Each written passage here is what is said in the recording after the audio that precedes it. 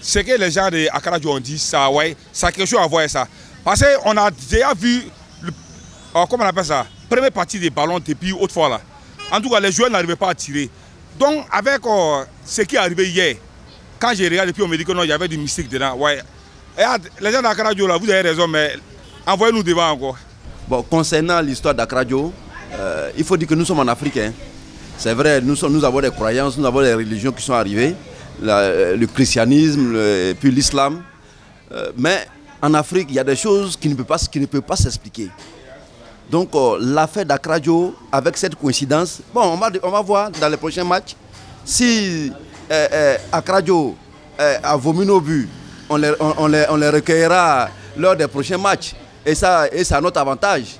Voilà, donc moi ce que je peux dire à toute la population ivoirienne, c'est de rester concentrés et prier tous, hein, de vivre de même voie et demander au seul Dieu, même si il y a des animistes parmi nous, tout le monde dit Dieu, hein, c'est le seul Dieu, l'unique, qui nous aide à pouvoir remporter cette coupe et que cette coupe reste au pays. Ils n'ont pas leur place en fait. Ils voulaient juste se donner un nom, un genre et tout. On n'avait pas à les écouter. Si on a gagné, c'est par la grâce de Dieu. Akaradio, c'est rien. C'est juste un nom qu'ils voulaient. En tout cas, c'est ce que moi je pensais. Et puis c'est ce qui est réel en fait. Nous tous on a vu. Si c'était pas la grâce de Dieu, là, c'était pas évident. Même le coach du Sénégal a parlé. Il a dit si on nous donnait le ballon pendant 2 heures, on n'allait pas marquer.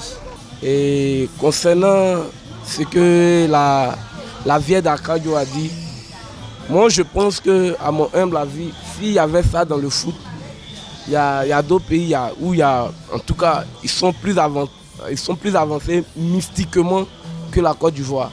Moi je pense que le foot, c'est Dieu. Le foot, c'est la maîtrise en fait. Tu maîtrises, tu gagnes. Donc je crois que nous sommes en Afrique, nous sommes en Afrique, mais c'est Dieu. C'est Dieu. Parce qu'ailleurs aussi, il y a des gens, par exemple au Bénin comme ça, sinon les Béninois seraient champions d'Afrique. Concernant ce mythe de Akaradio, moi je ne crois pas personnellement. Parce que de la même manière qu'elle a dit qu'on va remporter, c'est de la même manière que plusieurs prophètes de la Côte d'Ivoire ont aussi dit qu'on va remporter.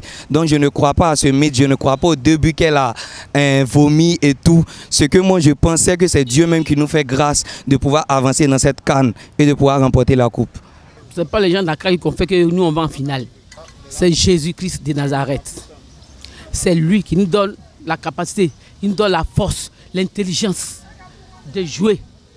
Et quand Dieu te donne l'intelligence de jouer là, c'est le but qui gagne, c'est le but qui s'en va.